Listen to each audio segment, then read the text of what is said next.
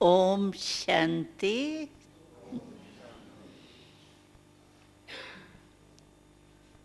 ये सारी महिमा परमपिता परमात्मा की है, जिन्होंने प्रजापिता ब्रह्मा के माध्यम द्वारा हमें बचपन से ही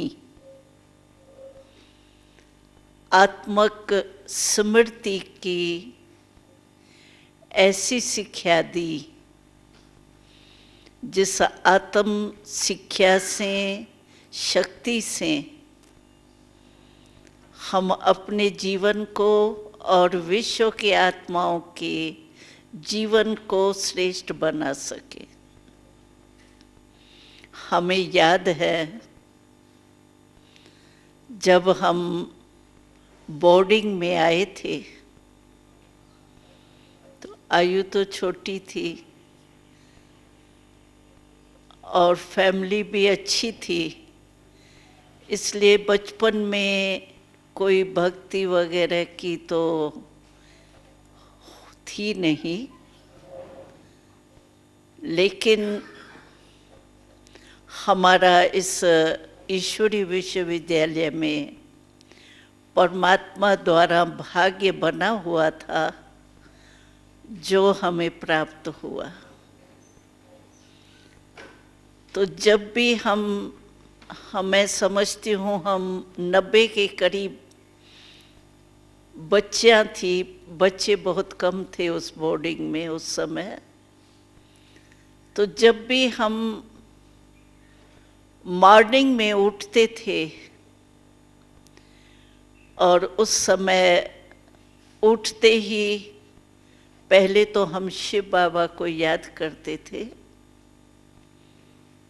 क्योंकि कहावत है कि अगर सवेरे उठ करके कोई अच्छी आत्मा की शक्ल देखते हैं तो सारा दिन बहुत अच्छा बीतता है, और कोई ऐसा वैसा सामने आ जाता है तो फिर सारे दिन पर प्रभाव पड़ता है। इसीलिए हमें पिताश्री ने बचपन से ही ये शिक्षा दी कि सवेरे सवेरे उठ करके पहले तो स्व को स्मृति में लाओ, मैं कौन। आप देखिए सारे दिन में हम 2 शब्द बहुत यूज करते हैं, सभी करते हैं, बच्चा भी बूढ़ा भी सब करते हैं। एक मैं और दूसरा मेरा, ये 2 शब्द कितने बार यूज करते हैं। लेकिन कभी अपने आप से पूछें कि मैं क्या और मेरा क्या। क्या मेरे को मैं तो नहीं समझ के गलती करके बैठे हैं। वैसे अगर हम देखें तो शरीर के लिए कभी भी ये हम नहीं कहेंगे आज मैं सिर में दर्द हूं या आज मैं शरीर ठीक नहीं हूं, मेरा ही कहा जाता है। तो जहां मेरा कहा जाता है वहां मैं अलग होता है और उसका मालिक होता है। जैसे मैं कहती हूँ ये मेरा रुमाल है, तो मैं रुमाल नहीं हूं, लेकिन मेरा कहती हूं तो मैं इसकी मालिक हूं, तभी कहती हूं मेरा।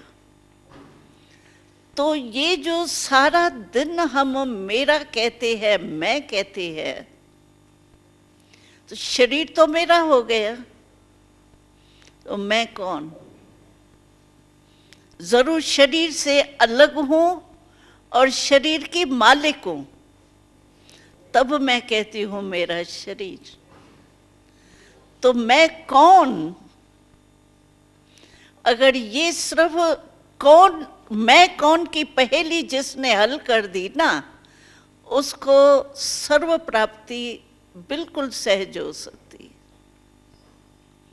जैसे और पहेलियां कितनी हल करते हैं, लेकिन मैं कौन की पहेली प्रैक्टिकल में हल करके चले, सुना सभी ने है कि आत्मा अलग है, शरीर अलग है, और मैं आत्मा हूं, शरीर नहीं हूं, ये भी सुना है। लेकिन हम पूछते हैं कि सारे दिन में मैं आत्मा हूं, ये स्व की स्मृति रहती है कि बॉडी कॉन्शियस ज्यादा रहता है, देह भान में आ जाते हैं। हमको याद है बनारस में हमारा सम्मेलन हो रहा था, तो वहाँ बनारस के पंडित सारे आए थे उस सम्मेलन में। तो सभी का परिचय हम ले रहे थे, एक एक पंडित जी का परिचय ले रहे थे। तो हमने देखा एक एक पंडित जी ने इतना अपना परिचय दिया, बड़ा जैसे कविता बन जाए, इतना बड़ा परिचय दिया। तो हमने पूछा, तो ये मैं का परिचय है या मेरे का परिचय? मैं कौन? मैं आत्मा हूं।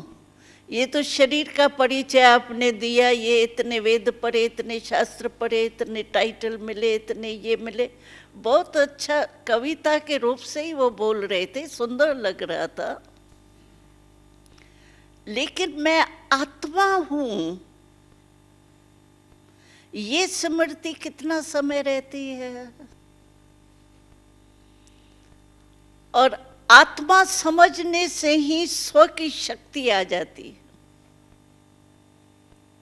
अगर मैं अपने आप को ही नहीं समझूं तो मेरे में वो शक्ति कैसे आएंगी? जैसे कोई वकील है, कोई जज है, कोई इंजीनियर है, अगर अपने को समझे ही नहीं कि मैं डॉक्टर हूँ या इंजीनियर हूँ, तो वकील हूँ, जज हूँ, उसकी शक्ति आ ही नहीं सकती।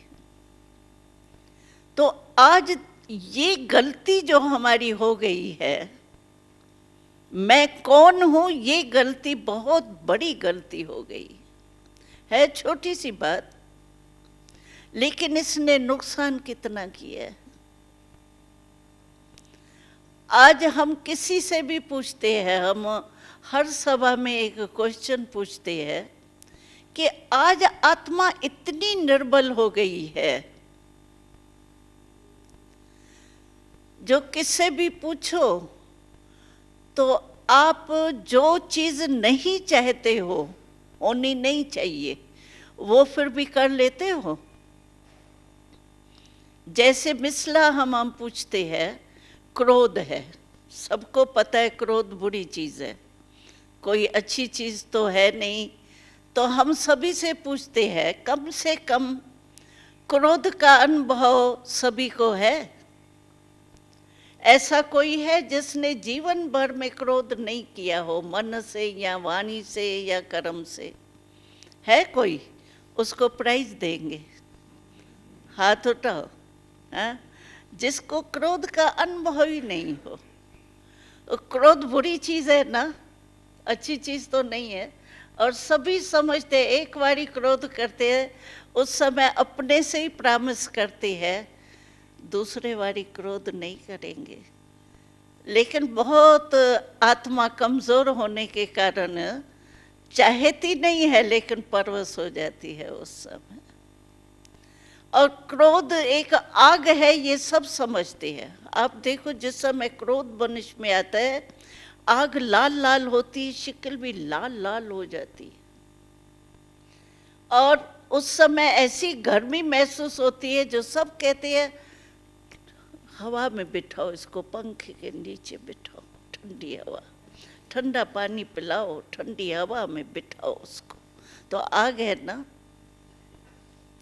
लेकिन आग है और आग का अनुभव भी है, फिर भी कर लेते हैं। फिर कहते हैं, हमको बड़ी मीठी मीठी बातें सुनाते हैं भाई बहनें, कहते हैं बहन जी क्रोध हम समझते हैं बुरी चीज है, लेकिन जब पहले क्रोध आया था ना, तब छोटी सी बात थी, तो मेरे को आ गया था, लेकिन मैंने सोचा क्रोध नहीं करूँगा। लेकिन क्या है, अभी जो बात थी ना वो बहुत बड़ी थी, तो बात बड़ी थी ना, इसलिए फिर से क्रोध आ गया। तो ये तो बहाना है। अगर जो मनुष्य शक्तिशाली हो वो जो चाहे वो कर सकता है। ये तो कमज़ोर की निशानी है। शरीर कमज़ोर हमारा होता है, हम चाहते हैं हम पानी का गिलास आप ही अपने हाथ से पिए, वो भी नहीं पी सकते हैं, मेरे हाथ में ताकत ही नहीं है। तो आज आत्मा इतनी निर्बल हुई क्यों है? एक क्रोध नहीं है, क्रोध के साथ 4 साथी और भी होते हैं, काम, क्रोध, लोभ, मोह, अहंकार। ये 5 ही इतने साथी है आपस में, जो एक दो के साथी होते हैं। एक विशेष होता है, समझो क्रोध आपको आया, लेकिन क्रोध का कारण या अभिमान होगा या स्वार्थ होगा, कोई ना कोई साथ में होगा। तो ये 5 विकार, आसुरी शक्तियां, वो आत्मा के ऊपर वार कर लिए। ऐसे आत्मा को अपने वश में कर लिया है जो जो चाहते हैं वो हो नहीं पाता। आज हमारे नेताएं हैं, भाषण क्या करते हैं, ये करेंगे, ये होगा, ये होगा, ये होगा, ये होगा, फिर कहते हैं क्या करें, जनता हमको सहयोग नहीं देती, प्रजा का सहयोग चाहिए। तो जो चाहते हैं वो कर नहीं पाते। इसका कारण क्या है कि आत्मा में शक्ति नहीं। और आत्मा में शक्ति क्यों नहीं है? क्योंकि जो सर्वशक्तिवान परमात्मा है उससे कनेक्शन, रिलेशन नहीं है। हम कहते हैं हम परमात्मा के बच्चे हैं, सभी कहते हैं तुम माता पिता हम बालक तेरे, तुम्हारी कृपा ते सुख गनेरे, सब तुम्हें माता च पिता, ये सब जानते हैं।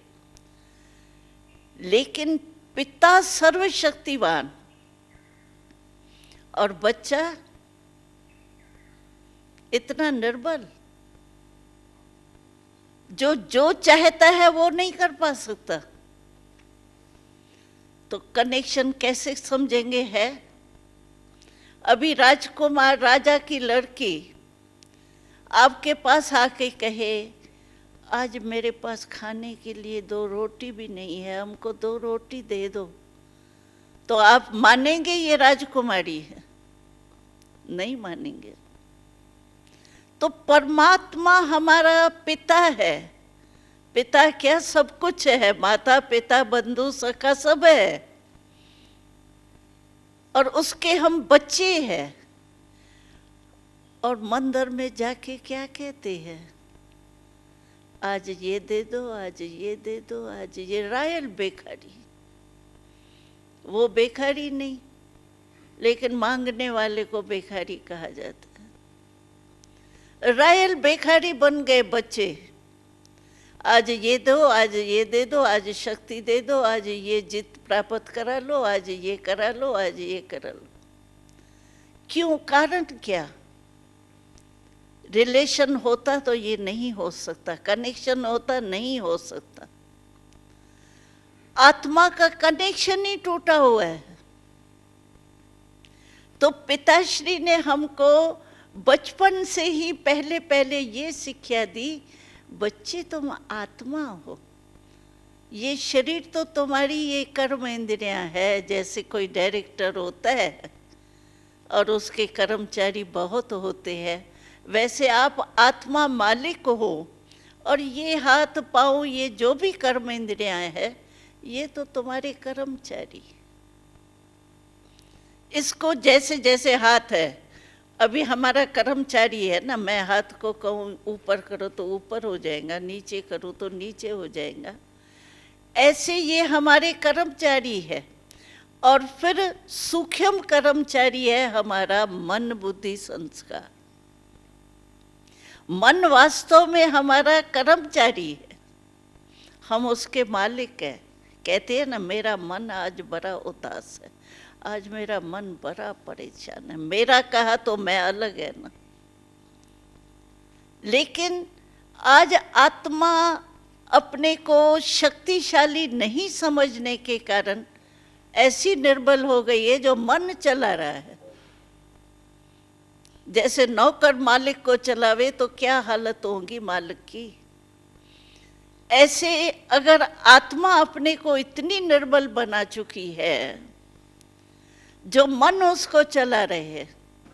कहते मन नहीं मानता है ना बहन जी, बहुत अच्छा लगता है लेकिन मन नहीं मानता है ना। समझते हैं नहीं ये करे, फिर भी मन उस तरफ ले जाते हैं, तो माना कमजोर है ना। तो परमात्मा ने हमको बचपन से ये पाठ पढ़ाया, और सचमुच हम अनुभव आपको सुनाए। उस समय हम 90 थे और घर से आए हुए थे। पिताश्री का एक शब्द हमको बहुत याद आता है। जब हम बच्चों को देखते थे, सवेरे हम ड्रिल करते थे तो सब इकट्ठे होते थे, और पिताश्री मातेश्वरी हमसे एक एक से ऐसे गले लगा के गुड मॉर्निंग करते थे। कोई पिता इतना नहीं करता, हम 90 थे, लेकिन कोई पिता इतना नहीं प्यार बच्चों को दे सकता। हमको रोज ऐसे गुड मॉर्निंग करते थे, और ये महावाक्य हमको उच्चारण किया, बच्चे आप भिन्न भिन्न स्थान से, भिन्न भिन्न संस्कार के इकट्ठे हुए हो। वन वन की वृक्ष, हर वृक्ष की लकड़ी जो है वो भिन्न भिन्न वृक्ष से आई है, लेकिन मुझे तुम बच्चों को भिन्न भिन्न वृक्ष के लकड़ी को एक चंदन का वृक्ष बनाना। और आज हम देख रहे हैं कि पिताश्री के इस आत्म अवमानी बनने की जो शिक्षा थी, उसे हम सचमुच अपने परिवार में देखते हैं कितना परिवर्तन। ये नहीं हम कहेंगे कि हम बिल्कुल संपूर्ण हो गए हैं, पुरुषार्थ करना पड़ता है, लेकिन काफी फर्क आ जाता है आत्म अवमानी बनने से, क्योंकि मालिक बन जाते हैं ना। तो परमात्मा से कनेक्शन, कई भाई बहनें कहते हैं परमात्मा को याद करने तो चाहते हैं, लेकिन मन नहीं लगता है, काम काज में और ही ठीक रहते हैं, लेकिन जब परमात्मा को अकेले बैठ के याद करते हैं, खाली हो जाते हैं ना, तो मन और ही यहाँ वहाँ भागता है, परमात्मा की तरफ नहीं लगता है। क्यों नहीं लगता है? कारण जब हमारा परमात्मा पिता है, पिता को याद करना क्या मुश्किल होता है? अपने लौकिक पिता को हम ऐसे बैठ कर कहते हैं क्या कभी, पिताजी पिताजी पिताजी, फलाना फलाना फलाना कहते हैं क्या? याद है ही ना। तो ये तो हमारे जन्म जन्म का पिता है, और उसको याद हम नहीं कर पाते हैं। कारण एक छोटी सी मिस्टेक जो हमने पहले भी सुनाई है, कि जिस समय हम परमात्मा को याद करते हैं, हम कहते हैं परम पिता, पिता कह के उसको याद करते हैं, लेकिन मेरे शरीर का पिता है या आत्मा का पिता है? शरीर का पिता वो परमात्मा नहीं है। शरीर का पिता मैं किससे भी पूछूंगी, बहन जी आपके पिता का नाम क्या है, अलग अलग बताएंगे, लेकिन आत्मा का पिता एक परमात्मा है, जो सभी धर्मों ने माना है। God is one, God is two किसने नहीं माना? तो आत्मा का पिता है परमात्मा। पहले हम अपने आप से पूछे, हम आत्मा अपने को समझ के परमात्मा को याद करते? मानो आपका बच्चा है, ये बच्चा है ना छोटा, इसका जो बाप होगा उसको बुलाएंगा पिताजी तो जवाब देगा। अगर दूसरे आपको आके कहे पिताजी पिताजी पिताजी, आप सुनेंगे भी नहीं, कहेंगे मैं पिताजी हूं ही नहीं। तो परमात्मा पिता है आत्मा का, शरीर का पिता नहीं है। आत्मा का पिता है, और हम आत्मा बनकर के परमात्मा पिता को याद करते हैं। अगर शरीर भान में रह करके हम पिता को याद करेंगे तो पिता सुनेगा क्यों, याद आएगा क्यों? जैसे ये देखिए तार है, तार के ऊपर ये प्लास्टिक है, हम तार का तार से कनेक्शन करने चाहते हैं, लेकिन अगर मैं ये रबर नहीं उतारूं ऊपर से और तार का कनेक्शन सारी रात्रि तक मैं करती रहूं, होगा? करंट आएंगी? नहीं आ सकती। इसी रीति से हम ये चमड़ी तो का भान तो छोड़ते नहीं। एक कहानी है राजा जनक की, आपने सुनी भी होंगी शायद। तो राजा जनक ने ऐलान किया, मुझे 1 सेकंड में जीवन मुक्ति कोई दे। कहते बड़े बड़े विद्वान स्टेज पर आए, उन्होंने प्रयत्न किया, लेकिन संतुष्टता नहीं हुई राजा जनक जी को। तो लास्ट में अष्टावक्र आया, एक अष्टवक्र वाला आया, और उसने कहा कि मैं जीवन मुक्ति का रास्ता 1 सेकंड में बता सकता हूँ। तो जब वो स्टेज पर आया ना, तो सारे महात्माएं वगैरह सब हंसने लगे। जैसे वो होता है ना, भाई अभी हम नहीं कर सके, अभी ये क्या करेंगा, इस मूड से वो हंसने लगे। तो राजा जनक ने क्या कहा? राजा जनक ने कहा कि ये सारी सभा जो है ना, वो चमारों की सभा है, विद्वान आचार्य नहीं है, ये चमारों की सभा है। क्यों? क्योंकि मेरे चमड़ी कोई देख रहे हैं ना। अष्टावक्र 8 वक्र किस में है? शरीर में है ना, आत्मा में तो रही है। तो कहा, अष्टावक्र ने कहा ये सब चमारों की सभा है। तो आजकल भी है क्या? 2 चीज कहते हैं आजकल बहुत प्रसिद्ध है, एक चमड़ी, दूसरी धमड़ी। पैसे को कहते हैं धमड़ी, धमड़ी और चमड़ी ये प्रसिद्ध है। तो आज चमड़ी के तरफ ही मनुष्यों का अटेंशन है, अपने को समझते ही शरीर है। इसीलिए जो परमात्मा से हमारा रिलेशन कनेक्शन होना चाहिए वो होता नहीं है, इसीलिए वो याद आता ही नहीं है। और जब नहीं याद आता है तो देखो, एक आस्तिक बन गए, एक नास्तिक बन गए, कहते हैं लगता ही नहीं है, क्या है, याद ही नहीं आता है, क्या करना है, ऐसे नास्तिक बन गए। लेकिन वास्तव में ये हमारी गलती है। पिताश्री ने हमारे पहले ये गलती ठीक की, आप आत्मा हो, आप शरीर नहीं। और हम 1-2 को देखते भी थे ना, बस आत्मा आत्मा को देख रही है, और आत्मा हमारी इस भ्रिकुटी के बीच में रहती। जैसे कुटिया में तपस्या के लिए बैठते हैं ना, तो ये भी कुटिया है, एक भ्रिकुटी है, इसमें आत्मा निवास करती है। तो हमेश पिताश्री ने हमको पहला पाठ ये पढ़ाया, तुम आत्मा। और आत्मक दृष्टि से हम देखते थे, इतना प्यार 1-2 के प्रति आता था। अभी कहते हैं ब्रदरहुड, भाईचारा, किस नाते से भाईचारा है? पहले ये फाउंडेशन तो ठीक हो।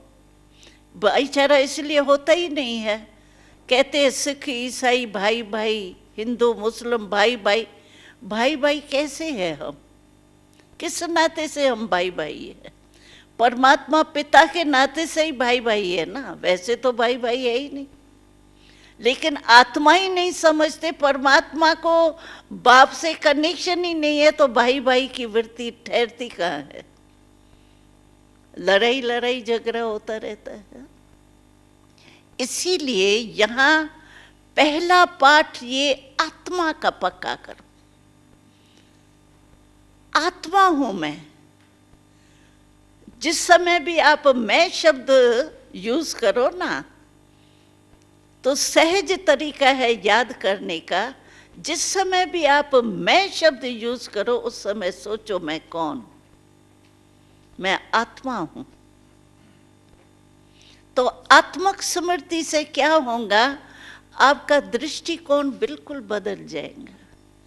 आत्मा आत्मा को देखेंगी, भाई भाई का जो ब्रदरहुड कहते हैं, वो ब्रदरहुड की स्मृति बहुत अच्छी आएगी। और इसको पक्का बीच बीच में चेक करो। क्या होता है, मेडिटेशन करते हैं, परमात्मा को याद करते हैं, फिर काम काज में चले जाते हैं ना, तो न सोल कॉन्शियस होते हैं न बॉडी कॉन्शियस होते हैं, सिर्फ एक्शन कॉन्शियस हो जाते हैं बस। कोई बुरा नहीं सोचते हैं, एक्शन कॉन्शियस, कर्म कॉन्शियस, कर्म में इतने लग जाते हैं। लेकिन कर्म करने वाली मैं आत्मा हूं, इस कर्मेंद्रियों से कर्म कराने वाली मैं आत्मा हूं, मालिक हूं, ये याद रहे तो बिल्कुल हमारा दृष्टिकोण बदल जाए। ये जो ईर्ष्या आजकल है, क्या व्यर्थ संकल्प इतने चलते, ईर्ष्या, हसद, क्रोध, भेदभाव, ये जो भी कुछ लड़ाई झगड़ा होता है, इसके कारण अगर अपने भाईचारा याद रहे, आत्मा आत्मा भाई भाई है, अगर ये याद रहे तो ये कुछ भी नहीं। हम तो सभी को कहते हैं, आप पीस कॉन्फ्रेंस इतनी करते हैं, इतना खर्चा होता है पीस कॉन्फ्रेंस में, तो पीस जितनी पीस कॉन्फ्रेंस की है उतने ही पीसेस होना बड़ा है। पीस कॉन्फ्रेंस से पीस नहीं हुई है, पीसेस जरूर हुए हैं। इससे क्यों नहीं, अगर हम अपने दृष्टिकोण को बदलें तो जैसी दृष्टि वैसी सृष्टि कहा जाता है। आज दृष्टि ही हमारी बॉडी कॉन्शियस की है, उसमें ईर्ष्या, क्रोध, लोभ, मोह सब आ जाता है, क्योंकि वास्तव में आत्मा में ये विकार नहीं है। तो कई क्वेश्चन पूछते हैं, आत्मा में फिर विकार आए कहाँ से? जब आत्मा निर्लेप है इनसे, फिर आत्मा में विकार आए कैसे? तो हम बताते हैं ये संग का रंग है विकारों का। जैसे देखो, पानी तो सभी पीते ही है, देखा है, ये बोतलें भी रखी हुई है, तो पानी है, पानी की ओरिजिनल नेचर शीतल है। जब आग लगती है सबको क्या याद आता है? पानी शीतल है। उसी पानी को आप गैस पर रख दीजिए 10 मिनट और फिर उस पानी को यूज करो आप, तो पानी अपना निजी संस्कार शीतलता का छोड़ देता है।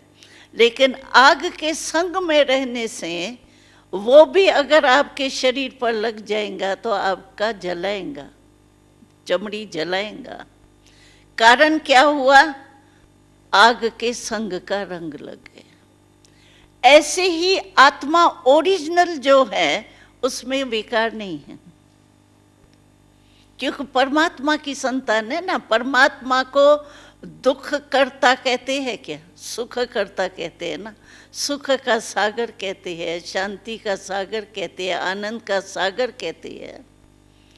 तो उसके हम बच्चे आत्माएं, वो भी तो वही होंगे ना। ये तो काम, क्रोध, लोभ, मोह, अहंकार, इन विकारों के संग के रंग में आने के कारण मनुष्य आत्मा इतनी दुखी, अशांत, परेशान हो गई। और परेशानी होती किसमें है? मन में ही परेशानी होती है। कहते हैं टेंशन, बहुत टेंशन। हम कहते हैं जिस समय आपको टेंशन आवे ना, बहुत सहज तरीका है, टेंशन के आगे आप ए लगा दो, ऐड कर दो, तो क्या हो जाएगा? अटेंशन। हाँ, अटेंशन कहाँ जाएगा? परमात्मा की तरफ। तो परमात्मा के तरफ अटेंशन जाने से आत्मा में क्या आ जाएगा? सुख और शांति आ जाएंगी, स्मृति आ जाएंगी। तो टेंशन खत्म हो जाएगा। जैसे अभी रोशनी चाहिए हमको, स्विच ऑन करते अंधकार आप ही भाग जाता है, कोई टोकरे भर के थोड़ी बाहर फेंकते, हो जाता है ना, बस स्विच ऑन किया रोशनी आ गई। ऐसे ही अगर हम अटेंशन हमारा परमात्मा के तरफ चला जाए, टेंशन खत्म हो जाता है, क्योंकि उससे शक्ति मिलती है ना। टेंशन होता है इसीलिए क्योंकि आत्मा निर्बल हो जाती है ना। जो भी समस्या आती है उसमें समझ नहीं सकती है, ताकत ही नहीं होती है समस्या को पार करने की। निर्णय शक्ति अपना काम ही नहीं करती है। समस्या होती छोटी है लेकिन उसको बड़ा हो जाता है। क्यों? उसको ही सोचते रहते हमने, ये क्यों हुआ, ये क्या किया, ये कौन है जो ऐसा कहता है, ये कब तक होगा, ये कह में ही लग जाते हैं। भविष्य को कैसे ठीक करें वो याद नहीं आता, जो हो चुका ना उसको ही सोचते रहते हैं। क्या करें आगे के लिए वो दिमाग में नहीं आता है। इसीलिए आत्मा कमजोर होने के कारण निर्णय शक्ति ठीक ही नहीं होती, और निर्णय शक्ति ठीक न होने के कारण हाँ के बजाय ना, ना के बजाय हाँ हो जाता है। रिजल्ट क्या होता है? दुख और अशांति, टेंशन। तो टेंशन फ्री लाइफ मनुष्य के लिए कहते हैं हीरे जैसा मनुष्य तन है। और आज क्या मनुष्य तन हीरे जैसा है? अभी तो चन्ने फिर भी ठीक है, चन्ने से भी बदतर हो गया, ऐसे ऐसे ऐसे करके चन्ने बून जाते। क्या मनुष्य की हालत हो गई है। लेकिन कारण एक छोटी सी गलती है, जो मैं कौन की पहेली को हल नहीं किया। और मैं कौन? मैं आत्मा हूं। इसको अगर हम याद कर लें तो ऑटोमेटिकली परमात्मा से कनेक्शन होने से हमारे में शक्ति आएंगी, और जब शक्ति हमारे में होती है तो जो चाहे वो कर सकते। निर्बल की निशानी है, जो चाहते हैं वो नहीं कर सकते। सभी कहते हैं चाहते तो नहीं है, भ्रष्टाचार करना बुरा तो लगता है, लेकिन बहन जी इस ज़माना ऐसा है, बिना भ्रष्टाचार के चल ही नहीं सकते, क्रोध के बिना चल ही नहीं सकते, करना ही पड़ता। तो ये शब्द किसके है? परवश के। शिव बाबा ने हमको शक्ति दी है, उस शक्ति के आधार से आती जरूर है समस्याएं। ऐसे नहीं है समस्या नहीं आएंगी, समस्या आएंगी क्योंकि कलयुग है। कलयुग माना ही कल है, कलेश का युग माना समय। जैसे गर्मी की सीजन होती है तो हम कहें गर्मी की सीजन बदल जावे, सीजन नहीं बदलेंगी। हाँ, हमको उसका बचाव है, पंखा चलाओ, एयर कंडीशन लगाओ, ये करो, हम उससे गर्मी के सीजन से बच सकते हैं साधन से, लेकिन मौसम नहीं बदलेंगे। तो कलह युग है, कलह युग में कलह कलेश नहीं हो, ये हो ही नहीं सकता। हमारे सामने भी आएंगे, लेकिन परमात्मा से जो शक्ति मिलती है ना, जैसे क्रोध है, क्रोध को जीतने के लिए चाहिए सहन शक्ति। अगर मेरे में सहन शक्ति है तो मेरे में क्रोध नहीं आएंगे। सहन शक्ति के आधार से मैं उस समस्या को सहन कर लूंगी। क्योंकि क्रोध आता क्यों है? कोई इंसल्ट करता है, कोई बात नहीं मानता है, कोई जो हम समझते हैं नहीं होता है तो क्रोध आता है। इच्छा नहीं पूर्ण होती है, क्रोध आ जाता है। लेकिन सहन शक्ति हमारे में है, तो सहन शक्ति के आधार से मैं उस समस्या को हल कर सकती। हमको शिव बाबा ने बहुत अच्छी बात सुनाई। कहा, समझो हिमालय जैसी बड़े में बड़ी आपके सामने समस्या आई, तो आएंगी, कलयुग है, जरूर आएंगी। लेकिन आप आत्मा हो ना, आत्मा अगर परमात्मा के याद में बैठती है तो परमात्मा से शक्ति लेकर के आत्मा में जब शक्ति आ जाती है तो आत्मा उड़ती है, याद से, मन से परमात्मा तक पहुंचती है। तो शिव बाबा ने कहा आप अपने मन को एक विमान बना लो। विमान ऊपर उड़ता है, मन परमात्मा में लगाएंगे तो परमात्मा को कहा जाता है ऊंचे ते ऊंचा भगवान, ऊंचा तेरा नाम, ऊंचा तेरा थाम, ऊंचा रहता है। और अगर मन विमान है, हमारा संकल्प है क्या, विमान ही तो है।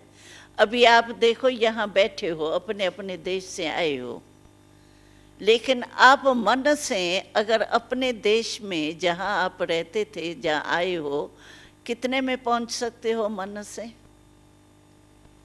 सेकंड में पहुँच सकते हो ना। जोधपुर हो, जयपुर हो, जो भी हो, कुछ भी, तो वहाँ 1 सेकंड में आप पहुँच सकते हो ना। विदेश में भी हम लंदन से होके आए हैं, हम सोचे लंदन में हाँ ऐसा था मकान, ये कमरा था, पहुंच जाऊंगी ना मैं, 1 सेकंड में पहुंच जाएंगी ना। तो मन एक उड़ता है, ऊपर जा सकता है। अगर परमात्मा को हम याद करेंगे तो हम ऊपर चले जाएंगे। और विमान में आप चढ़ के देखो, नीचे की कोई भी प्रॉब्लम हो।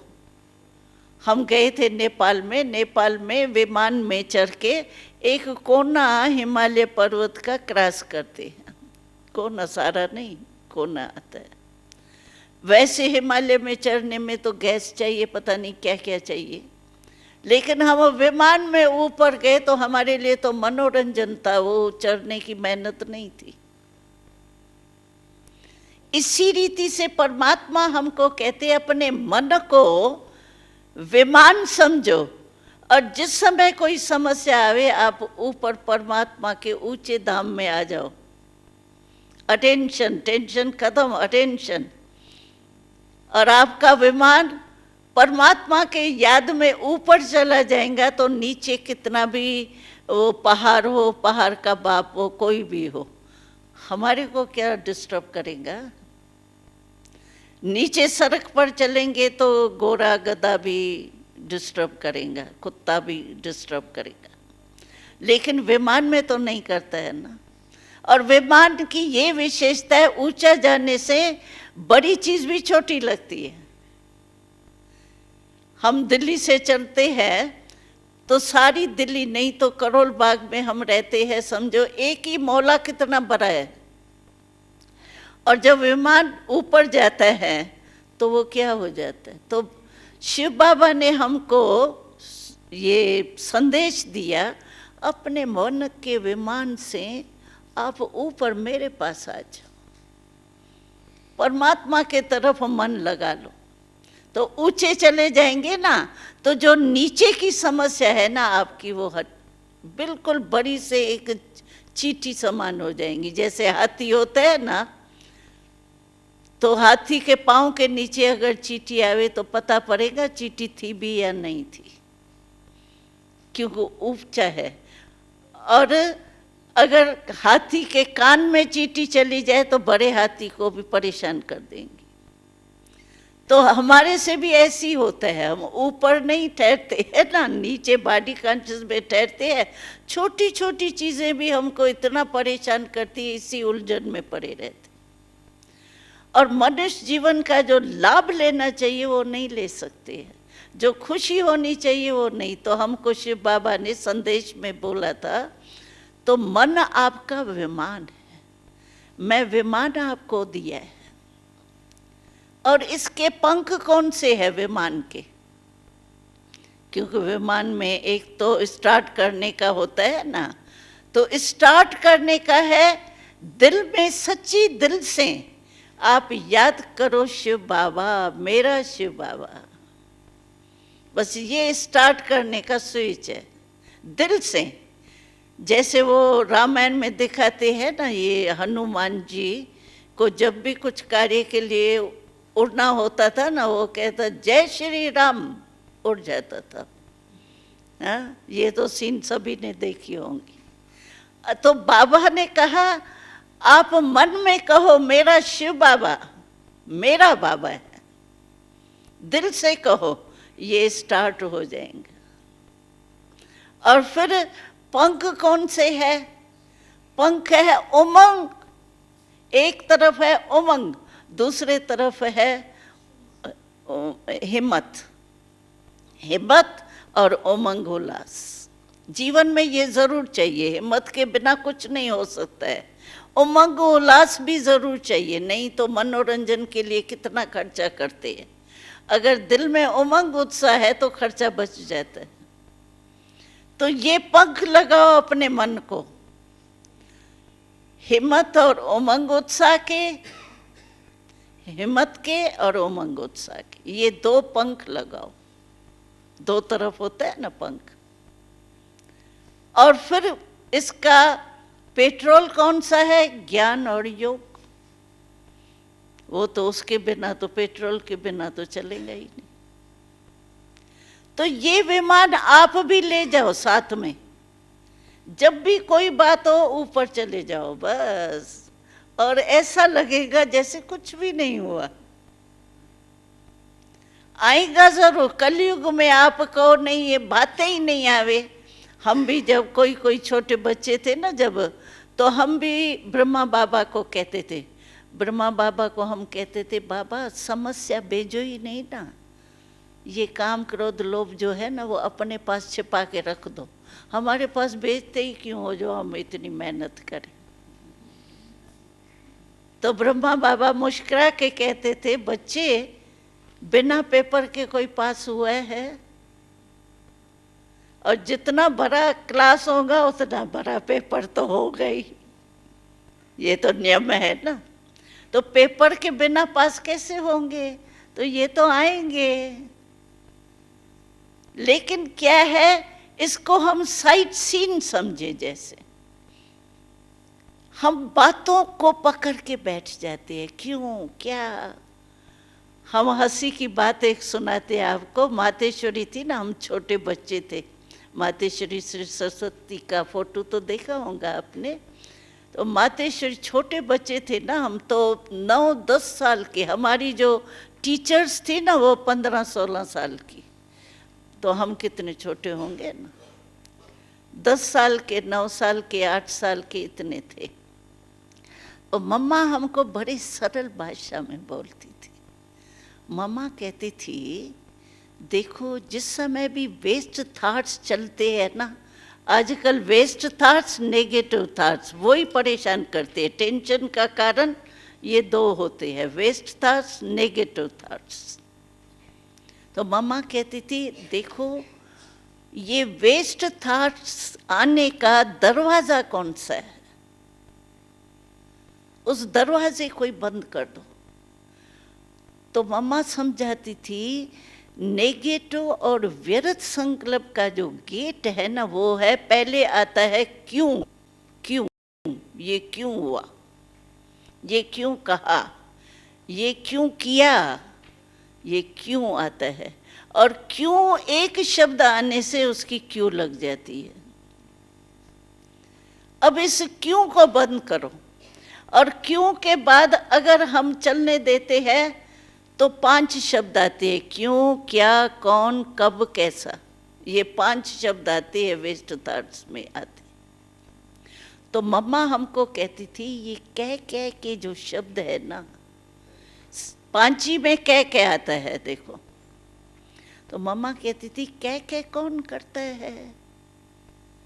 कौवा, कौवा करता है ना।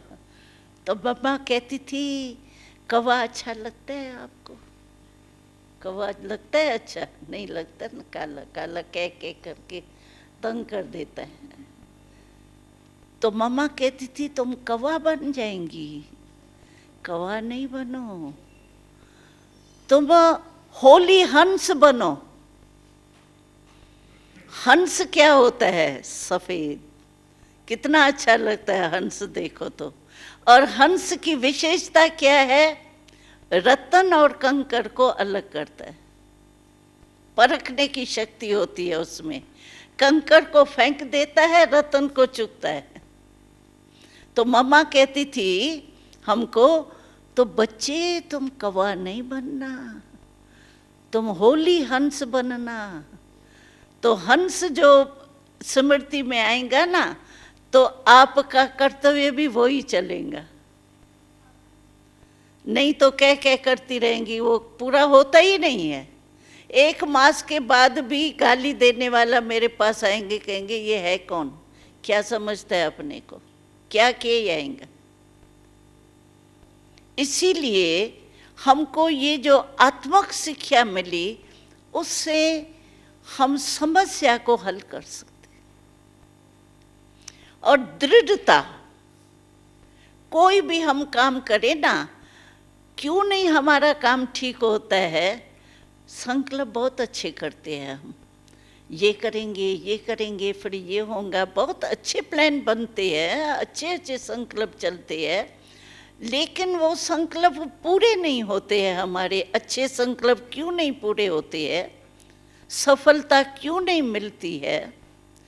कारण क्या होता है? पहले हम सोचते हैं ये करेंगे, ये होगा, इस प्लान बनाते हैं, फिर साथ में ये भी संकल्प आ जाते हैं, करते तो है, पता नहीं क्या होगा, ठीक होगा नहीं होगा। अपने आप में ही संकल्प संशय पैदा हो जाता है। ये पता नहीं क्या होगा, पता नहीं सफलता मिलेंगी नहीं मिलेंगी। अच्छा कर तो रहे हैं तो ताकत कम हो गई ना। और संशय बुद्धि विनशंति, निश्चय बुद्धि विजयंती। तो अपने में ही निश्चय कम हो जाता है, अपने में ही संशय पैदा हो जाता है। पता नहीं। हमको शिव बाबा हंसी में कहता है, पता नहीं कहते हो ना, तो ये जो सृष्टि वृक्ष है ना, उससे तुम्हारा पता ही कट जाएगा। पता नहीं क्यों कहते हो? पता रखो ना, क्यों त्रिकालदर्शी है, पता रखो ना, क्यों नहीं अच्छा होगा। अगर मेरी वृत्ति अच्छी है, दृष्टि अच्छी है, क्यों नहीं रिजल्ट अच्छी होंगी? दृढ़ता रखो ना। तो अपने में ही संशय जो पैदा हो जाता है ना, वो हमको कमजोर कर देता है। इसीलिए जो हम समझते हैं सफलता मिलनी चाहिए, वो सफलता नहीं मिलती। अगर हमको सफलता चाहिए किसी भी बात में, कोई हल्का सा काम भी है, उसमें भी सफलता तो हर एक को चाहिए ना। लेकिन दृढ़ता से वो काम करो, संकल्प नहीं करो पता नहीं कर तो रहा हूँ, होगा नहीं होगा। पहले ही अपने में कमजोरी बढ़ दी तो कदम क्या उठेगा? दृढ़ता रखो ना। हमको अनुभव है दृढ़ता का। मिसाल मैं सुनाती हूँ, पता नहीं टाइम कितना हो गया है टाइम। अच्छा, मैं प्रैक्टिकल एक मिसाल सुनाती हूँ। क्या हुआ, हम दिल्ली में ही रहते हैं ना, तो हमको एक अध्यात्मक मेला करना था। अभी पहला शुरू कर रहे थे, प्रदर्शनियाँ छोटी छोटी लगती थी, लेकिन मेले के रूप से 10-15 दिन लगा रहे, वो नहीं होता था। तो पहला मेला हमको करना था रामलीला ग्राउंड में। तो हमने लिया था, बुक किया और अपना स्टॉल लगा दिए। हम स्टॉल लगाते हैं मानो ज्ञान का, योग का, शक्तियों का, गुणों का, ऐसे भिन्न भिन्न स्टॉल लगाते हैं। तो हर एक जोन, जो हमारे जोन बने हुए हैं सेवा के, जैसे दिल्ली जोन है, महाराष्ट्र है, कर्नाटक है, ऐसे जोन जो है, वो हर जोन से हमारे वर्कर्स आए थे मेला लगाने के लिए। तो क्या हुआ, जब मेला हमने आधा तो लगा दिया था, 2 दिन के बाद उद्घाटन होना था, तो हमारे को गवर्नमेंट के तरफ से पत्र आया, तो आपने जो मेला लगाया है, ये आपका मेला यहाँ ख़त्म करना पड़ेगा। क्यों? उस समय रशिया जो है उसका प्रेसिडेंट आना था, और उस समय रशिया गेहूं देता था भारत को। तो इसीलिए उनका स्वागत जो है वो रामलीला ग्राउंड में होना है, और कल 1 घंटे में बुलडोज़र आएगा और आपके स्टॉल सारे ख़त्म करेगा। अगर नहीं उठाएंगे तो बुलडोज़र आएगा। हमने ये पत्र देख करके, भाई छुट्टी से हमने किया था, लेकिन हमको ये लिखत में होता है तो शायद कोई बड़ा आदमी आएगा तो आपको खाली करना पड़ेगा, वो अटेंशन हमारे को नहीं गया था। वो प्रेसिडेंट आ रहे तो हमने ऑफिसर से मिलने की कोशिश की। 12 रात्रि को 12 बजे तक मैं ही थी जाने वाली, इसलिए मुझे पूरा याद है।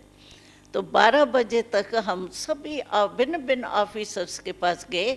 तो हमारे सच्ची कमाई है, हम कोई और कमाई से नहीं बनाया है, अपने तन मन धन की मेहनत से हमने ये मेला बनाया है। हमारी सच्ची कमाई को कैसे आप कट कर सकते हो? हम ये कहने गए ऑफिसर्स को, वो सभी में हमारे ऊपर हंसे, कहे बहन जी क्या आप कहती हो? अन्नदाता को हम पूछेंगे या आपके मेले को देखेंगे? ये तो हो ही नहीं सकता है। 12 बजे तक हमको सभी ने यही जवाब दिया, ये हो ही नहीं सकता है। हमने कहा हम दृढ़ संकल्प में थे, क्यों हमारी सच्ची कमाई का जा ही नहीं सकता है। लेकिन बात तो वही थी कि कल बुलडोज़र आएगा, 1 घंटे में ख़त्म हो जाएगा।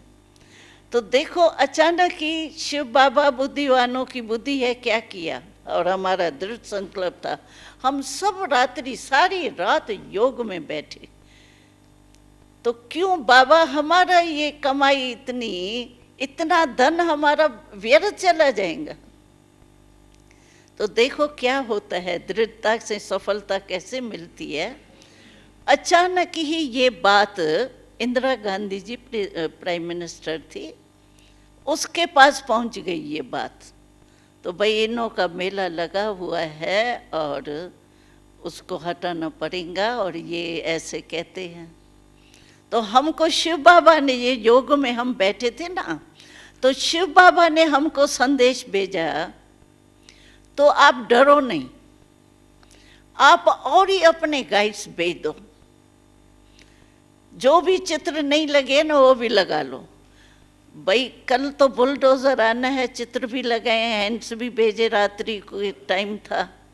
बाबा ने डायरेक्शन दिया, हमारे सारे गाइड्स जो है वो वहाँ चले गए, चित्र लगाए।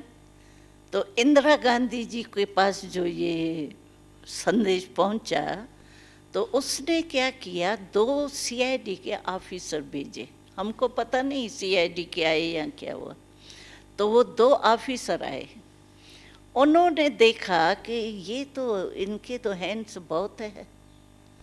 तो इतने हैंड्स देख करके उन्होंने कहा, इतने हैंड्स है, अगर वो आया भी रशिया का प्रेसिडेंट और ये काले झंडे दिखा देवे, इतना लश्कर, तो उसकी तो इंसल्ट हो जाएंगी। ये उन्हों को समझो संकल्प आया। और दूसरी बात क्या थी, बंगाल का ये कलकत्ता का स्टॉल था हमारा, उसमें देवी आ गई थी, वो नहीं दुर्गा अम्बा की देवी मूर्ति बन के आई हुई थी। हमने फिट नहीं की थी अभी, लेकिन नीचे रखी थी सजी सजाई। और दूसरा उन्हों को ये संकल्प आया, तो ये देवी को बुलडोज़र लगेगा तो ये तो अपसोन हो जाएगा, तो ये तो ठीक नहीं है। तो ये 2 बातें उन्होंने जाके इंदिरा गांधी को सुनाई। तो भाई हमको तो ये 2 बातें ऐसे लगी। तो हम योगी कर रहे हैं, हमको कुछ पता नहीं CID के आए नहीं आए, ये हम लोग अपने काम में बिजी। तो क्या हुआ, जब सुबह हुआ तो सुबह को क्या देखा हमने कि सारे पेपर्स जो थे ना, उसमें फर्स्ट पेज में बड़े बड़े अक्षरों में ये आया कि ब्रह्मा कुमारियों के मेले के कारण प्रेसिडेंट का स्वागत लाल किले में होगा, रामलीला ग्राउंड में नहीं होगा।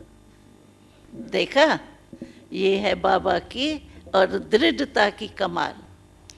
हमने कहा ये क्या हो गया, देखो दृढ़ संकल्प रखा हमने, और बाबा ने उसके बुद्धि को, बुद्धिवानों की बुद्धि है ना, हमको थोड़ी करेगा, किसी द्वारा करेगा ना।